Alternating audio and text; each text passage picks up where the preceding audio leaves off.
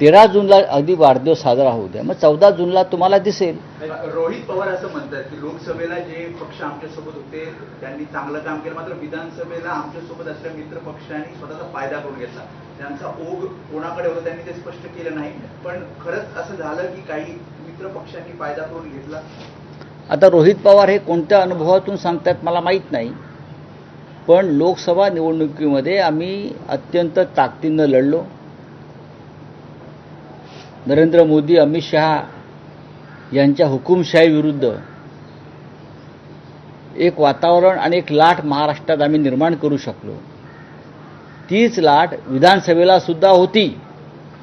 कोणत्याही परिस्थितीमध्ये महाराष्ट्रातलं घटनाबाह्य सरकार जाणार अशाच प्रकारचं वातावरण होतं. तरीही आम्हाला सत्ता मिळाली नाही. याचं कारण तुम्हाला सगळ्यांना माहिती आहे.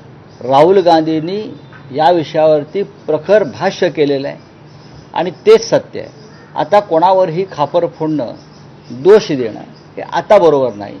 आम्ही राष्ट्रवादी काँग्रेसचं काम केलं, राष्ट्रवादी काँग्रेसनं आमचं काम केलं. काँग्रेस पक्षानं आमचं काम केलं, आम्ही काँग्रेस पक्षाचं काम केलं. नक्कीच जागा वाटपामध्ये शेवटपर्यंत विधानसभेला जो घोळ झाला त्याचा काही प्रमाणामध्ये आम्हाला त्रास झाला. शेवटी लोकसभेला जागा वाटप सोपं होतं.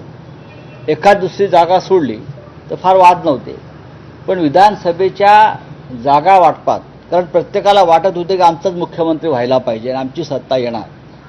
त्यातून जागा वाटपात काही तेढ निर्माण झाली आणि ती चुकीची होती. राऊतसाहेब, ऑपरेशन सिंधूचं महत्त्व पटवून देण्यासाठी जे शिष्टमंडळ परदेशात गेले होतं त्यात